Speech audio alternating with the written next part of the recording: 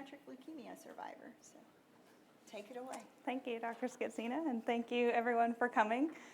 This has been a topic that has become very near and dear to my heart, and I hope that it teaches you something about what should we expect of our primary care physicians after these children are treated with for leukemia and they land back in the primary care office.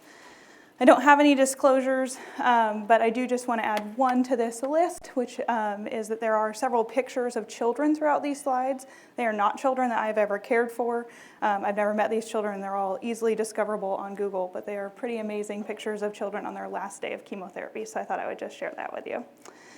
So today we're going to talk about, like I said, improving patient-centered primary care for childhood leukemia survivors, with particular emphasis on some current epidemiological trends, a brief overview of current therapies so that we would have an idea of what exposures these children have during their treatment, as well as long-term morbidity and mortality among these survivors, including the special population of hematopoietic stem cell transplant patients.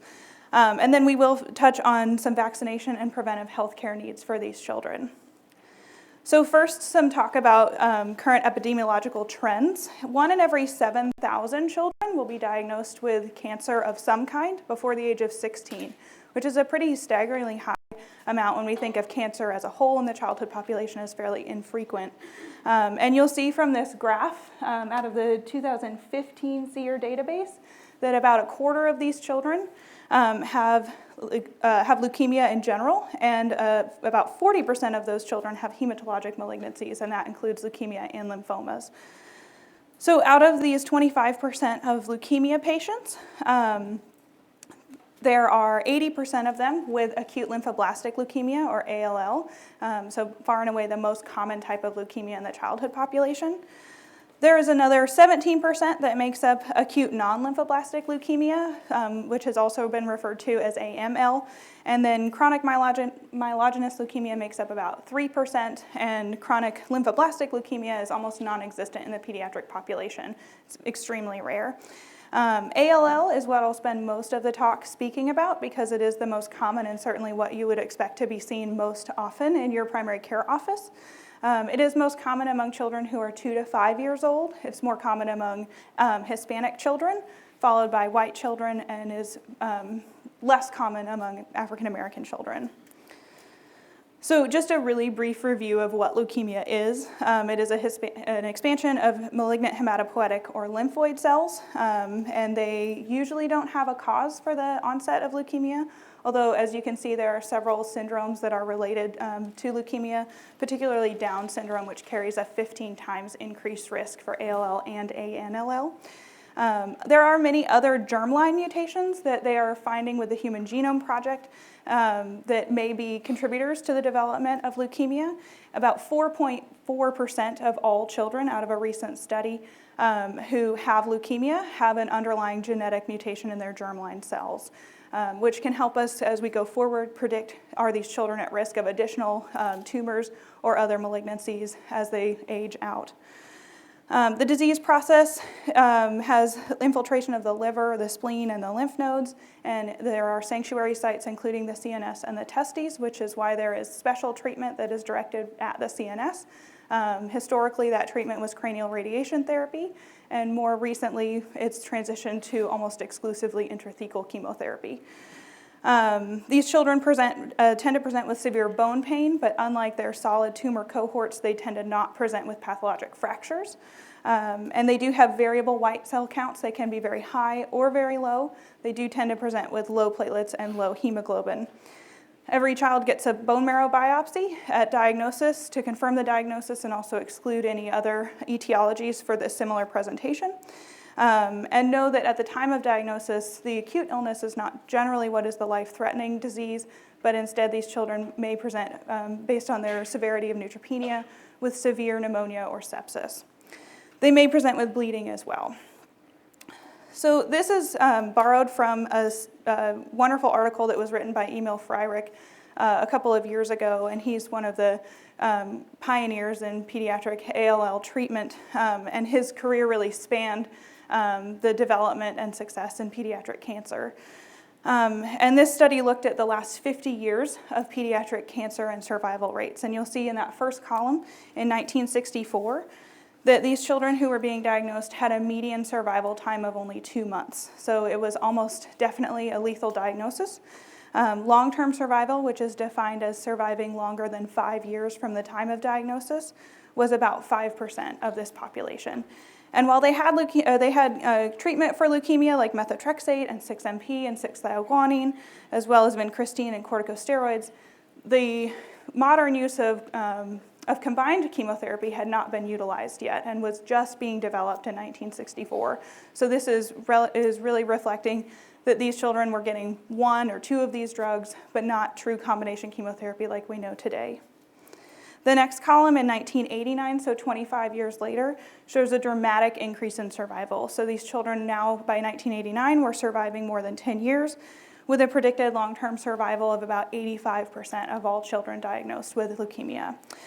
And they did have some new medications that were added, L-asparaginase as well as anthracyclines, but probably one of the most significant contributors to that was the introduction of intrathecal chemotherapy and cranial radiation to target that sanctuary site in the brain. So these children weren't relapsing afterwards because we were treating the disease that was in the brain itself. So that brings us to 2014, where we expect an over 90% long-term survival for ALL diagnosis. And again, we use pretty much the same chemotherapies, but we are reducing doses to reduce morbidity and changing combinations based on lots of ongoing studies to improve and achieve that 90% or more survival rate. So this is important because these children not only are getting diagnosed with this cancer, but are surviving this cancer. And then they land back in the primary care office. And these primary care physicians, we are expected to care for these children and think of them as a special population. So we'll talk a little bit about the treatment for these patients. And first I wanted to touch on risk stratification so that we have an understanding of what makes these children higher risk, which would get them additional therapy. So different protocols and different groups kind of define them differently, so it is always based on the protocol. But anyone that's more than low risk is going to be anyone who's diagnosed between 1 year, younger than 1 year or older than 10 years, who had a very high white count, more than 50,000 at the time of diagnosis, who had any evidence of CNS disease on that very first lumbar puncture at the time of diagnosis, or if they have certain cytogenetics that are negative predictors. So things like hypodiploidy or the BCR-ABL chromosome or other cytogenetics that, again, are being kind of recognized and understood more and more every day. So again, overview of therapies. This lasts about 2.5 to 3 years of total treatment. And as a primary care physician, your role during that time of treatment is fairly minimal.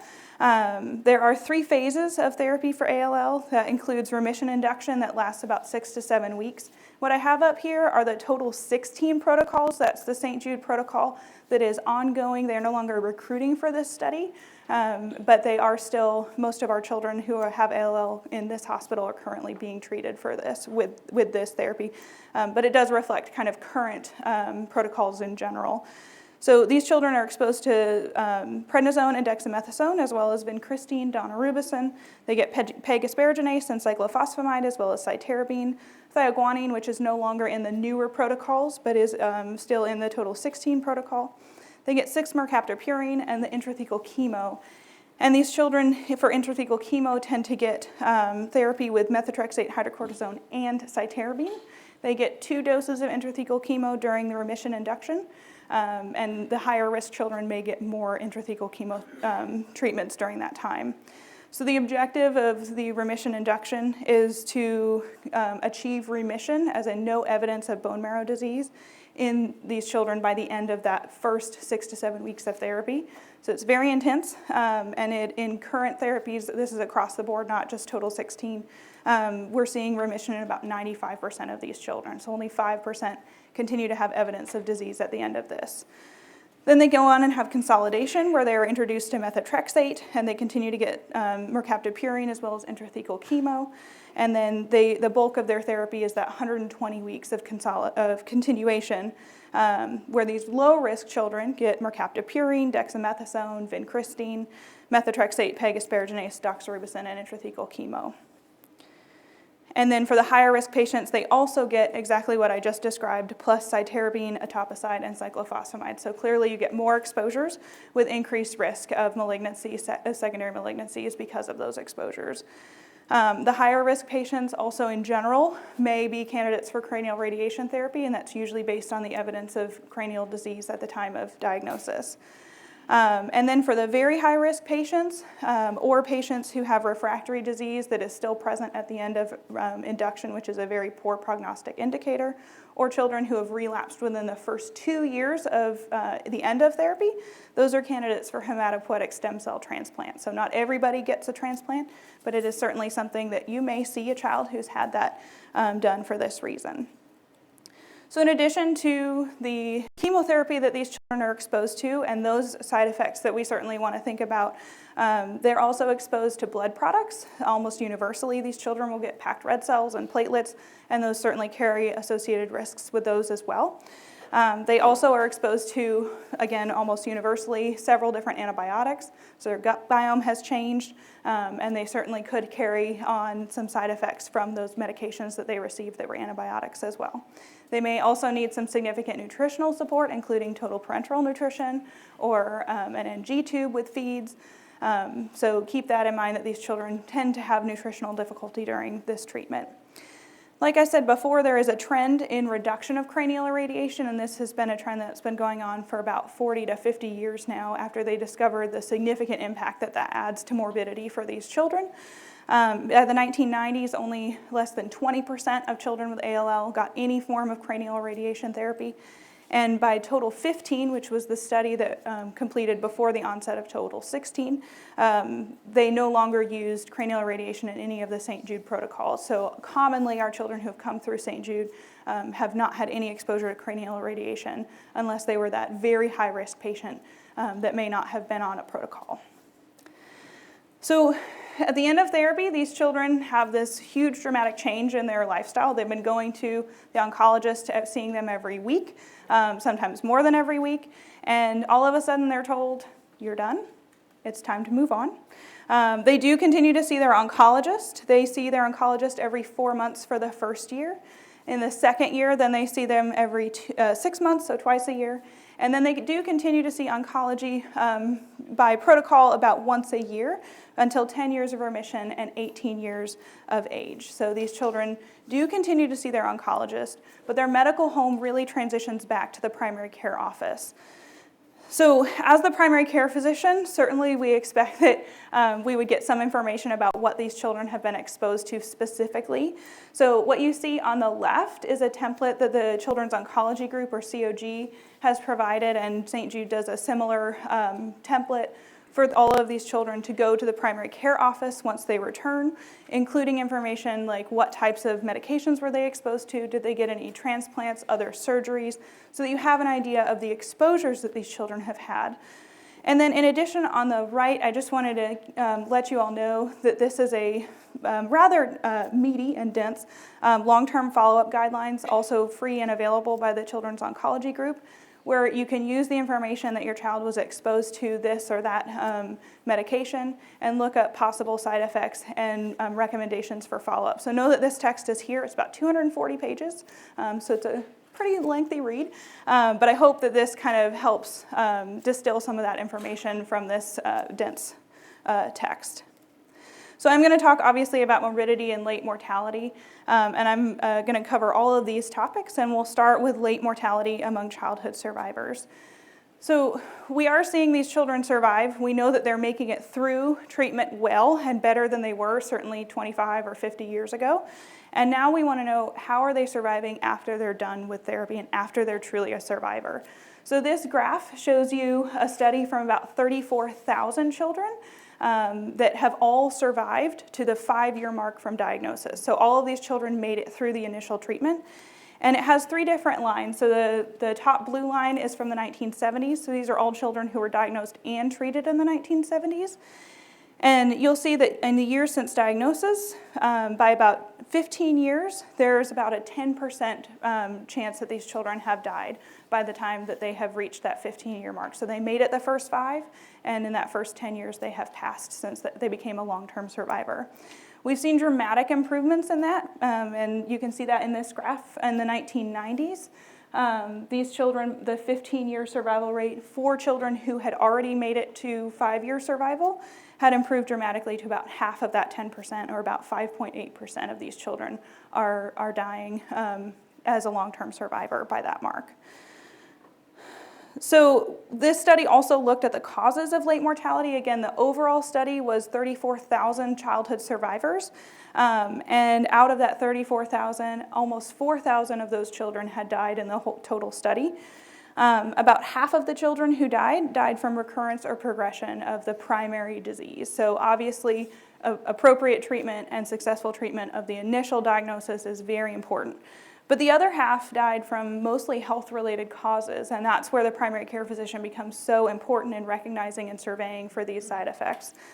So most of these were subsequent neoplasms, but there's a fair amount who had cardiac causes of death as well as pulmonary causes, and then the 338 external causes represent children who died from accidents or other non-health related causes.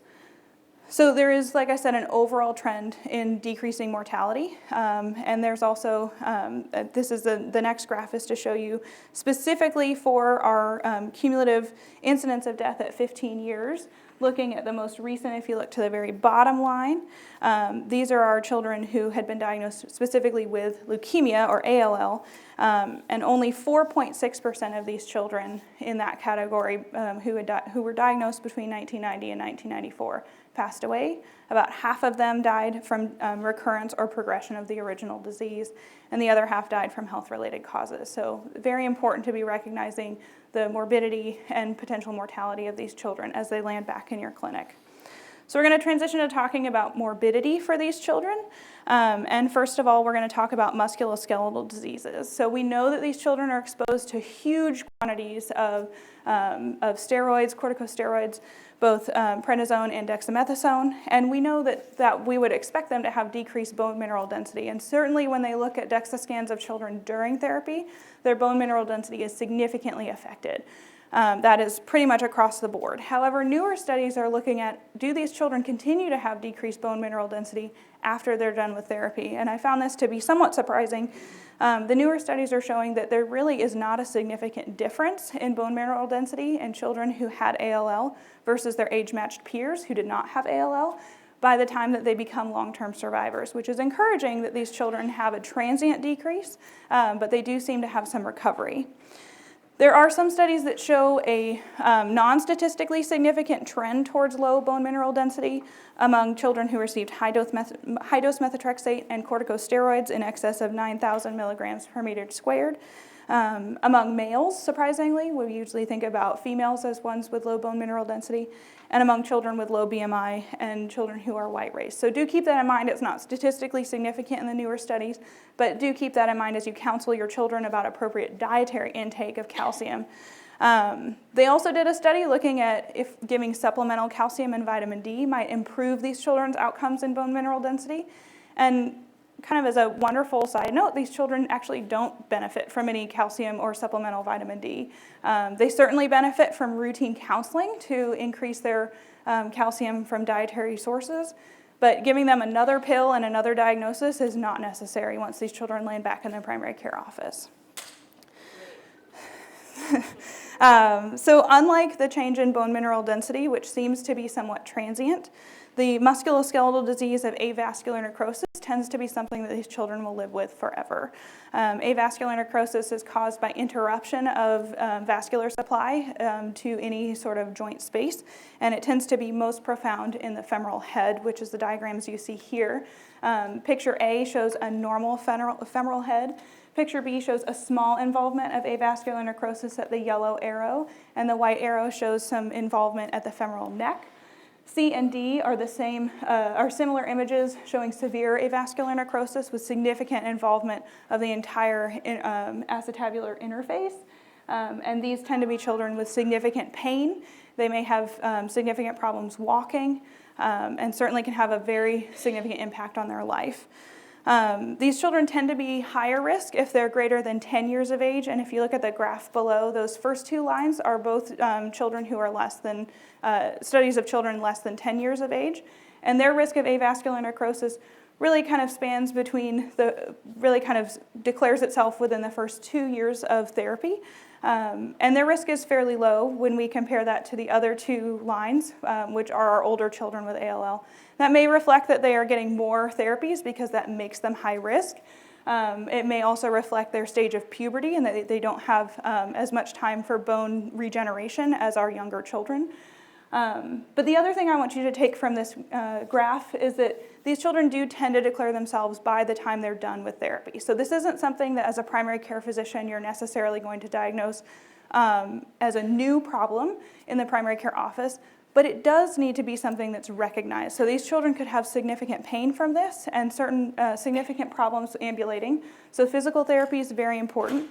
Screening will start during therapy, and they may have already had an orthopedics referral. They may have gotten corticosteroid reduction, but certainly as the primary care physician, it's important to make sure that these children are getting adequate and appropriate physical therapy involvement. And if they need surgical intervention once they land back in your office, that you're prepared to give them that. They do have frequency that's determined, frequency of screening determined by their protocol, and if they have evidence of disease, if they have pain or changes in gait or other problems, they can certainly be screened more often. And this is just showing you those two different lines and how dramatically different they are in incidence of this disease. So another big source of pain for these children is peripheral neuropathy, and certainly that's a big part of their disease process as they kind of transition out of immediate treatment. So there was a study that was a literature review done in 2016, so very new, showed some associated drugs with Vinca Alkaloids as well as many other chemotherapy agents that you can see here. The Vinca Alkaloids is what we'll talk about because our ALL children tend to not be exposed to these other medications, but just know that there are other chemotherapy drugs that can cause peripheral neuropathy. Vincristine, once that child is exposed, tends to develop some peripheral neuropathy within the first month. And just about every child, 78 to 100% of children, depending on the study you look at, will have some evidence of peripheral neuropathy during therapy. And they will complain specifically of pain in about a third of those children. They may also have motor impairment, so you may see foot drop or changes in gait. They may have muscle weakness, cranial nerve changes. They can also have some sensory changes like paresthesias. And then they may have autonomic changes. So specifically, you may see a child who has chronic constipation afterwards, and that can be a symptom of this peripheral neuropathy in the autonomic nervous system. The older the child is, the higher their risk of having peripheral neuropathy. And these children do have a higher risk if they have a low expression of cytochrome P450. They have looked at if we reduce the exposure of vincristine, do these children tend to have less chance of having peripheral neuropathy? And what the current data supports is that there's really not a dose reduction benefit. So these children, if they're exposed at all, are at risk of having peripheral neuropathy. Know that the occupational and physical therapy, again, are very important for these children, but because of the significant amount of pain, they may benefit from gabapentin. There are some other medications that are used more in the adult population, including SNRIs, that are approved for some adults who have peripheral neuropathy because of chemotherapy, but that's not something routinely used in the child population. So this is during therapy, and then this was a study that was done of about 162 ALL survivors, again, long-term survivors, 5 years out from the beginning of treatment, and they still do continue to have neuropathy well after they have finished their therapy. So about 2/3 continue to complain of neuropathy, and 40% have glove and stocking neuropathy. So this is a significant cause of pain in these children and certainly needs to be addressed.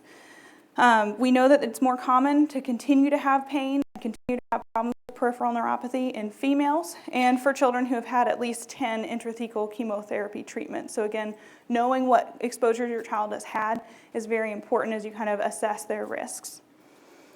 So similar to thinking about the effect on the nervous system, we also know that there are some neurocognitive outcome complications for these children. This was a study that was done of 218 children who were all ALL patients. They had all received high-dose IV methotrexate and dexamethasone, who had not had any exposures to cranial radiation therapy. So we know that these children have preserved intelligence overall. So these children do not tend to have lower IQs when they are compared to their age-matched peers, but there are certain areas of executive functioning, as well as processing speed, cognitive flexibility, verbal fluency, and memory that does seem to be affected. So as we think about these children going back to school, it's important to recognize that they may have certain difficulties that are different from their peers. There does seem to be a dose-dependent effect of methotrexate, so the more that they received, the more likely they will have these problems. And if you look at functional MRIs that this study did, there seemed to be a loss of overall cortex volume, as well as increased activity in the frontal cortex, which may correlate with some of these findings that they had. So this is a similar study that was done looking at 130 patients with ALL who, again, had not received any cranial radiation therapy. And this was looking specifically at different neurological structural volumes. And what they found is there are significant reductions in volumes in several areas of the brain. So they do have significantly smaller caudate volume, and that's a 5.3% reduction, which may explain some of the inability to plan and problem solve, as well as focus and retain information. So there are some areas of the brain that seem to be more affected by chemotherapy than others, and the caudate is the one at the top that is most significantly affected. Other significantly affected areas tend to be the amygdala, the cerebral cortex, and white matter, as well as the hippocampus. So I talked about going back to school, and that's certainly a very important part of these children as they kind of go back to their normal lives. So when we think about return to school, I think if you've been to our pediatric clinic, you know that we have a wonderful behavioral health team and a wonderful social worker team who can help facilitate an appropriate return to school. But as that primary care physician, it's really important to think about that these children have had risks of psychosocial, occupational, educational, and social problems, both because of their severity of their disease, the length of their treatment, and the absence of normal interactions with their peers that they've had for that 2.5 to 3 years of therapy.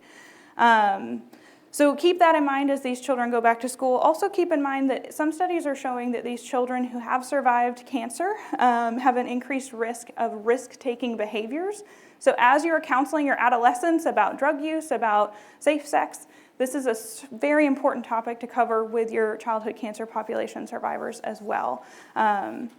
So as that primary care physician, it's important to consider a gradual return to school. Remember, their memory has been affected. They might not have the stamina to continue on through an entire day. So maybe they go back to school for half a day and then kind of gradually return to a full day. It's really important to, like we do for all of our children, support activities that are going to promote socialization, like joining a club or an after-school program. And then as cancer survivors, these children do qualify for a 504 plan. So if you feel like they have significant learning disabilities, if they're struggling in school, know that they have that option that is protected by the government. So if they need that help, that service should be available to them. Then we think about these children once they have finished their education, and now they're going to join the workforce. And this is a study that was done in France, so how well that translates to the United States population is hard to say. But they looked at children who had survived leukemia as adults, and looked at that and saw that among children who were, or among these adults who were seeking employment in France, about 10% more of these people had unstable employment compared to their peers who had not had leukemia. So there is an increased risk of unstable employment, at least among the French population, and certainly something to consider as you do things to promote academic success and their future choices. So again, thinking about their psychosocial outcomes, their social environment has changed. How does that affect their mental health? These children are at increased risk of depression, so it's very important, just like we do for all of our adolescents and children, to think about depression, to screen for depression, to ask about thoughts of suicide or self-harm. This is still a minority of this population, so not every child who has survived ALL will develop depression. In fact, it's fairly uncommon, but it is more common than their age-matched peers. It's also more common among female survivors, so keep that in mind as you see these children. And know that cranial radiation therapy was not a statistically significant factor. So just because these children were not treated with cranial radiation therapy, that does not change their risk of depression after they're done with therapy.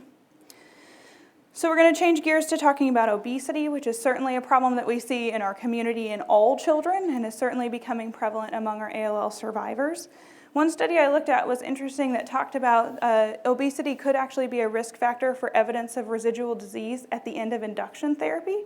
So it may actually be protective for these children well before they're ever diagnosed to have a healthy BMI to achieve appropriate success in therapy. More importantly, for our talk, we're going to touch on the increased BMI among these survivors. So these children have a mean BMI of 80th percentile for their age and sex. So obviously there is an increased BMI among this population. And the prevalence of overweight or obese survivors specifically is anywhere between 29 and 69%, depending on the study that you look at. So that is a huge part of our patient population. And just like we do for all of our children, it's very important to counsel them for appropriate diet and exercise to help prevent morbidity, not just related to their disease and their history of treatment, but also related to obesity. Know that this is irrespective of age and sex, so all of these children are at increased risk. So we'll talk kind of associated with obesity. Certainly endocrinopathies are a very significant part of the morbidity for these children. Among all leukemia subtypes, when you look at all childhood survivors, about half of them have evidence of endocrinopathy as a survivor. This is regardless of treatment. Childhood cancer survivors have an increased risk of all thyroid disease and diabetes across the board, no matter what diagnosis they had. Other endocrinopathies that these children may develop are adrenal insufficiency, primary ovarian insufficiency, and testosterone deficiency. So first we'll talk about adrenal insufficiency, and intuitively we would expect that these children who've been exposed to high doses of corticosteroids are going to have adrenal insufficiency right at the beginning of cessation of those medications. And we certainly do see that pretty much across the board. The majority of these patients tend to recover their adrenal insufficiency back to a normal adrenal gland within about a few weeks of cessation. But there is a small part of this population that continue to have evidence of adrenal insufficiency, even 34 weeks, this study found, after therapy had been completed. So this child who is 2/3 of a year out from therapy, who presents with illness acutely out of proportion of what you would expect for their illness, do think that they may need some stress dose steroids in that acute illness because they may have deficiency of cortisol at that time. This was independent of specific glucocorticoids, so prednisone versus dexamethasone did not make a difference. And children who had been exposed to fluconazole during therapy also have an increased risk of continued and persistent adrenal insufficiency. So keep that in mind as you see these children for acute care visits, either in the clinic or in the ER. So thyroid dysfunction, I talked about a little bit already. These children do tend to have either hypothyroidism, thyroid nodules, or hyperthyroidism. So anything can go wrong with their thyroid disease after their therapy. They do have an increased risk of thyroid disorders and thyroid cancer, according to one study that linked it to either anthracycline exposure or radiation. And there was a dose-dependent association with anthracycline. So all of our children who are getting daunorubicin, we should screen with a review of systems to identify anyone who's not growing well or having other evidence of thyroid dysfunction. And even if you take radiation exposure out of the equation, children who have been exposed to anthracyclines still tend to have an increased risk of thyroid disease. So I talked about gonadal dysfunction for these children, and that's certainly a significant cause of morbidity, maybe not necessarily in the pediatric population, but as they transition out to adulthood. We know that in children who have been exposed to cyclophosphamide, women have a 6 times increased risk of premature ovarian insufficiency, and those men have a higher prevalence of testosterone replacement requirement. So in this child who isn't progressing through puberty as you would be expecting, if they have delayed puberty, or if their pubertal progression just isn't going the way that you would have expected, certainly screen and consider referring to endocrine, because these children may have an abnormality in their gonadal function.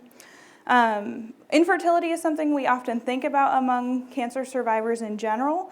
There is an increased risk, especially among female survivors who have had irradiation or high-dose chemotherapy, mostly limited to the hematopoietic stem cell transplant population, although there is some infertility risk for all of our children who are survivors of ALL. Cyclophosphamide also increases their risk of infertility, and this is due to direct oocyte damage.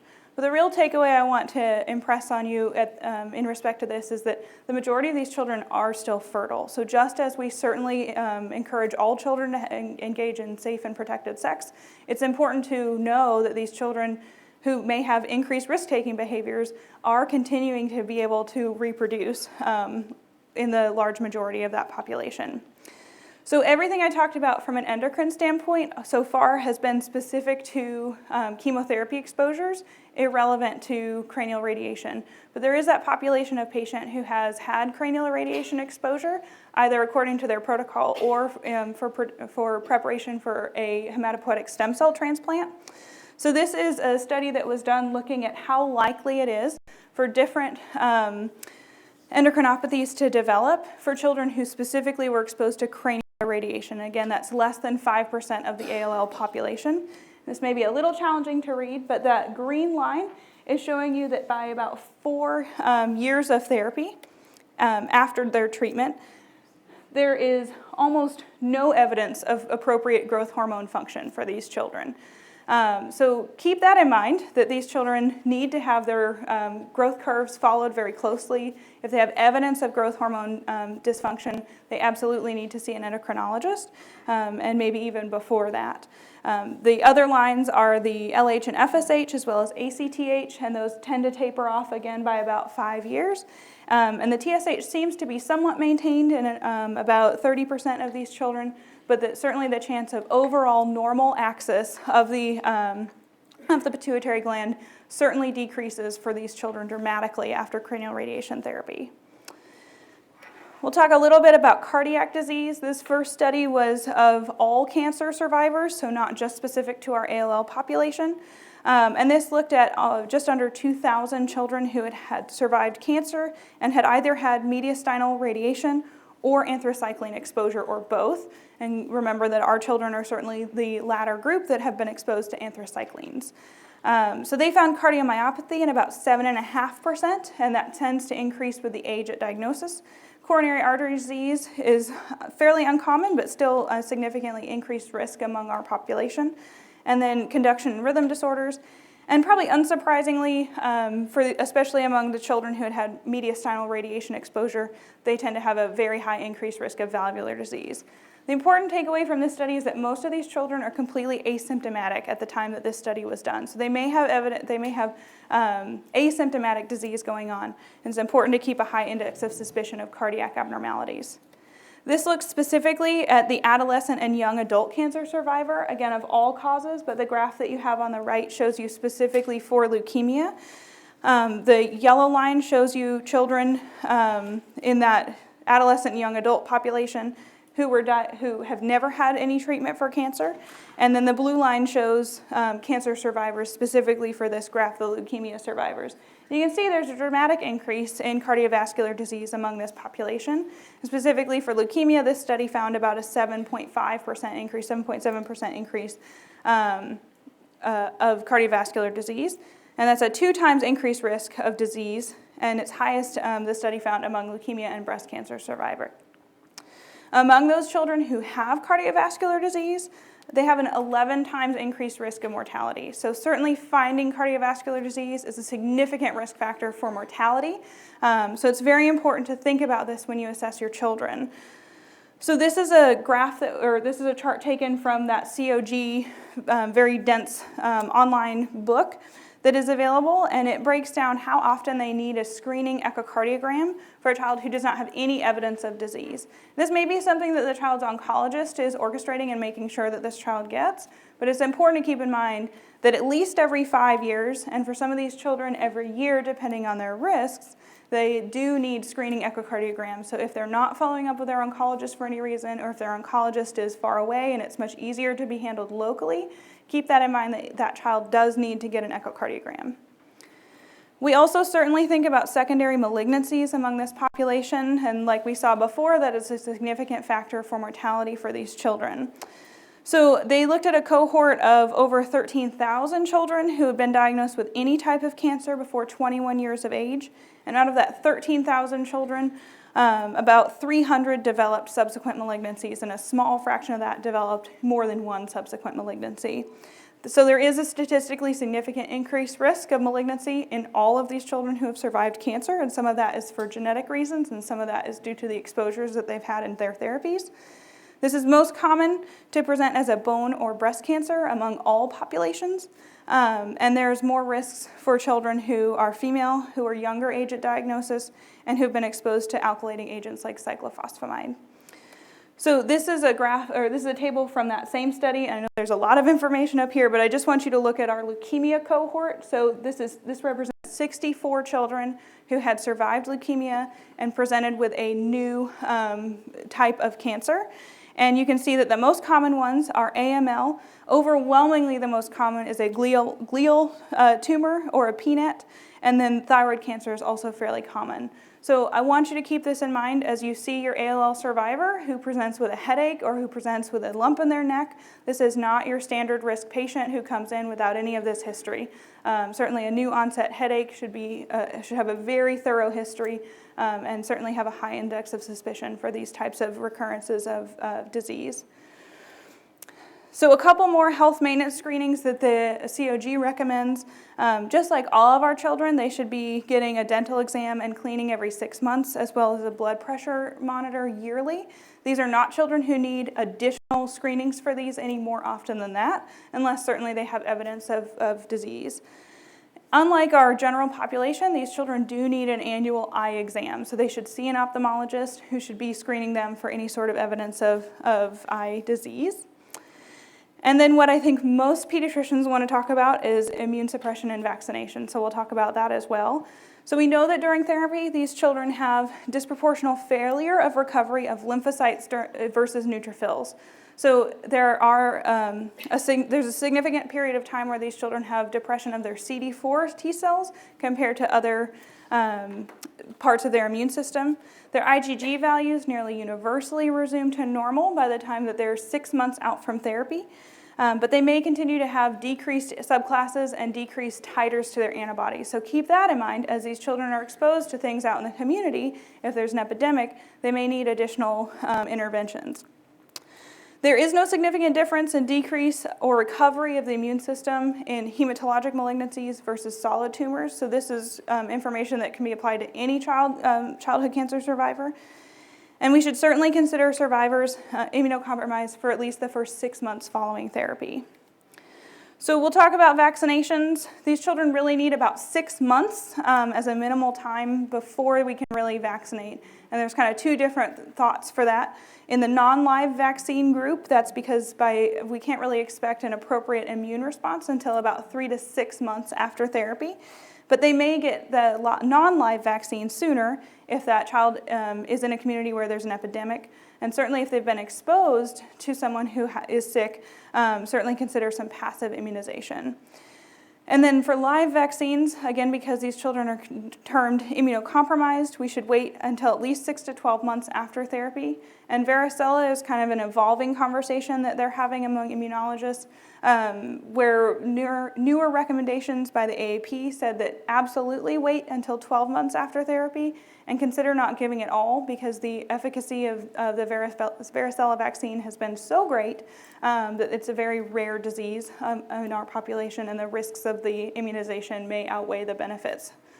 Also know that if you're caring for siblings or other household contacts of these children, all live vaccines are fair game for the household contacts, so do not hold MMR or varicella for those children who are in the home of your ALL patient. And then for children who had completed vaccines at least 2 weeks prior to the initiation of therapy, the current recommendation is to evaluate titers and then give boosters if needed. There are some schools of thought that say everybody should get a booster for their routine childhood immunizations and then have their titers checked. So keep in mind that this is an evolving conversation, but certainly an evaluation of titers is warranted at some point after these children have finished their therapy. There are also candidates for a couple of special vaccines, so a meningococcal polysaccharide quadrivalent vaccine, again, is a non-live vaccine. And so these children as high-risk patients should get that vaccine about 3 to 6 months after therapy. And then the pneumococcal vaccine should be given at 3 to 6 months after therapy as well. And there are recommendations based on their age. So less than 2 years, they just get the normal CDC guideline vaccine. If they're 5 to 9 years old, they get 13-valent and 23-valent vaccines. If they're older than 9 years old, they're eligible for the 13-valent.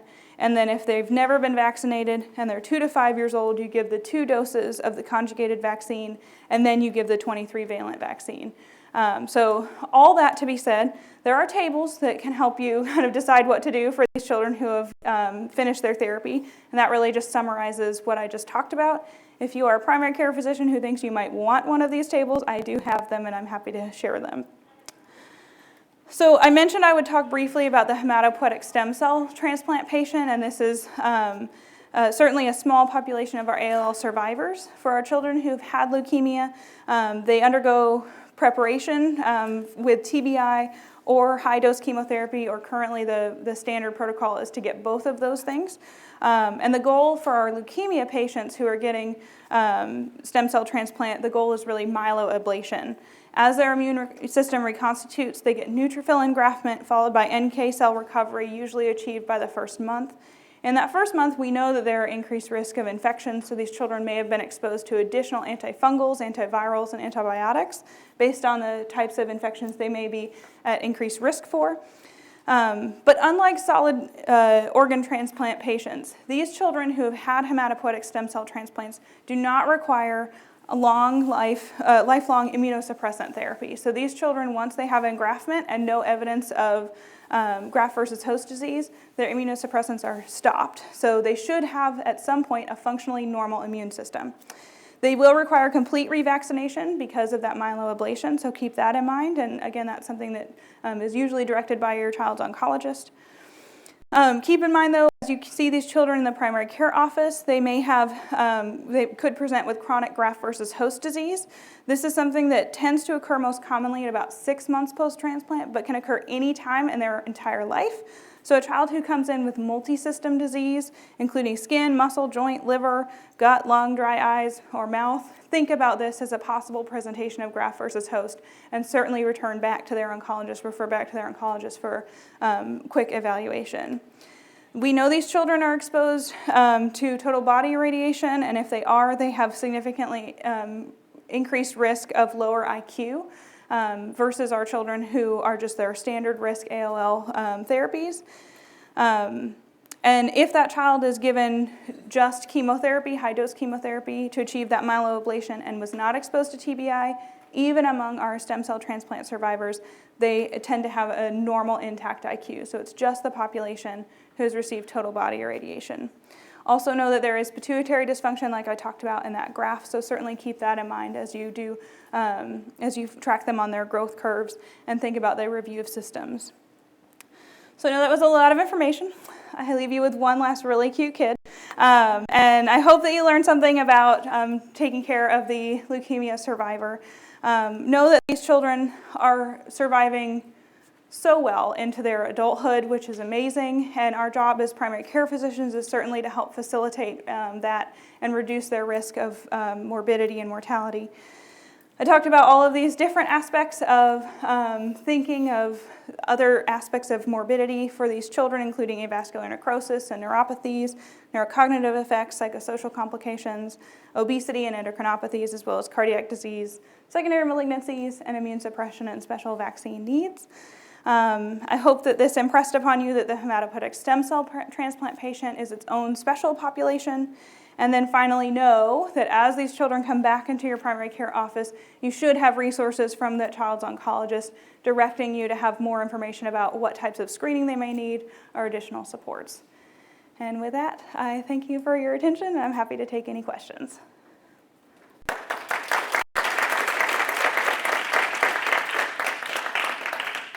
Yes, Dr. J. Awesome job, Thank you. Dr. Lauhan. I think I have a couple of questions. Yes, ma'am. One, you told us about what to do with the echoes and yearly echoes, but then you also said there's quite a bit of risk with thyroid disease. Yes. Are there any recommendations to do screening ultrasounds of the thyroid or anything on a yearly basis or every 2 years? Good question. So the COG specifically does not recommend any laboratory or imaging follow-up to be specifically used as a screening tool, but really recommends just a thorough review of systems. So following their growth curves and then asking them about other evidence of thyroid disease and certainly doing a good neck exam looking for any nodules. But there is no recommendation about specific laboratory studies or imaging studies. And actually, it's 3 questions. I thought I heard you say this, but if they've received a vaccine within 2 weeks of starting treatment, then that doesn't count and you have to do it again when they come back? Correct. So the assumption is if they got a vaccine at a well-child visit or wherever, and then within 2 weeks were diagnosed and started therapy, their immune system has not had enough time to respond to that vaccine. So that vaccine does not count as a vaccine that they received in childhood. And then last question, with your stem cell transplantation or even with the ALL survivors, is there any recommendation for a yearly PPD or anything else to assess their risk for PPD? Good question. So certainly these children will get PPDs prior to stem cell transplant, but they don't necessarily have recommendations to continue looking for those annually unless there's been an exposure, just like we screen for all of our children who have been potentially exposed. No renal problem. I'm sorry? No renal problems. Well, And some of them might have some renal tuberculosis. so they certainly see some significant renal disease during therapy, but the overarching group of ALL survivors don't have evidence of renal disease after they're completed their treatment. So certainly there is renal disease, it just tends to be transient. Is there increase in the avascular necrosis with patients who are obese? Because I have only one patient who was steroid was big time overweight. He was the only patient that the last 27 years that he got avascular necrosis. So I'm not sure, I've not seen that as a risk factor. I don't know, Dr. P, if you can speak to that. No, I don't think it's been linked, but they do have decreased level of functioning to begin with, the children that start with obesity on treatment. So they will have more severe pain and neuropathy, but the incidence of the avascular necrosis is directly linked to how much steroid you use, how much methotrexate you use, and your starting with a low BMI. I think Colette, this was very remarkably well done, clearly presented, very cohesive presentation, and I always found that you're way above the level of training. You just proved that once again, to me at least. You mentioned that the increasing causes peripheral neuropathy virtually, if we know how to screen, probably in 100% of the patients. At least while you're still administering Vincristine. And then it takes about a year for the children to recover. And some of them never recover fully to their baseline. There's no clear evidence yet to decrease the doses of Vincristine and the exposure in children with ALL. But I wanted to mention that we are trying to address it. The current protocol that just opened, the Total 17, which hopefully passes through our IRB next month, will address that. And we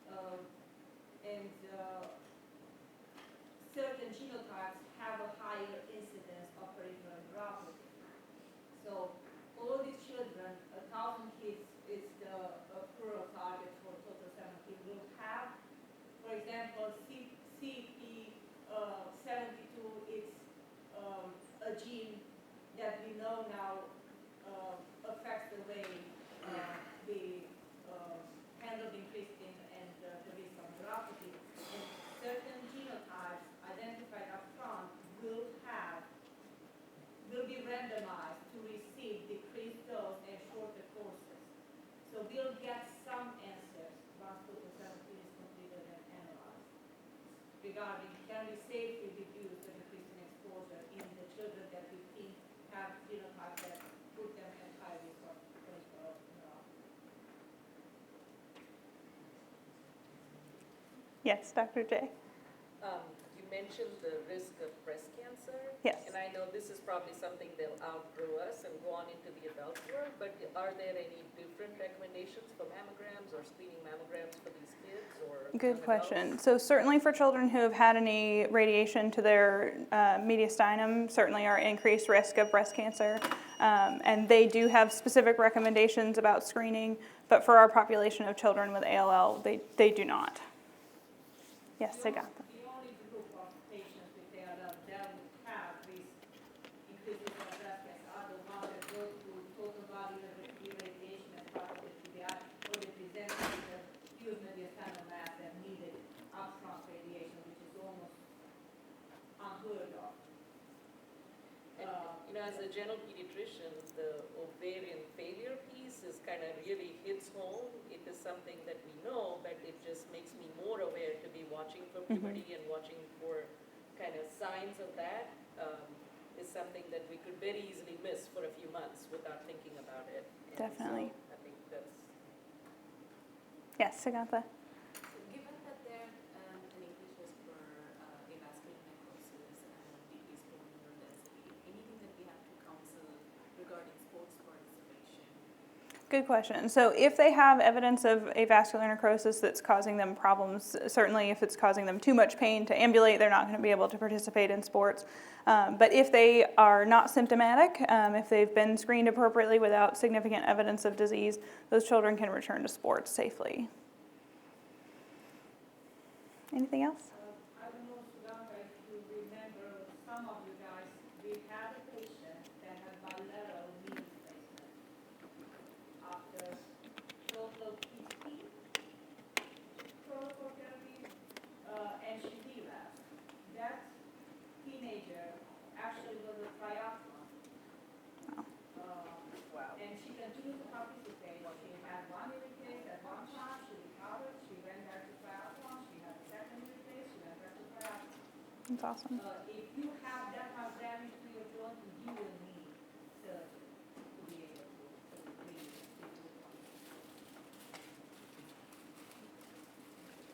Thanks, everybody. Thank you.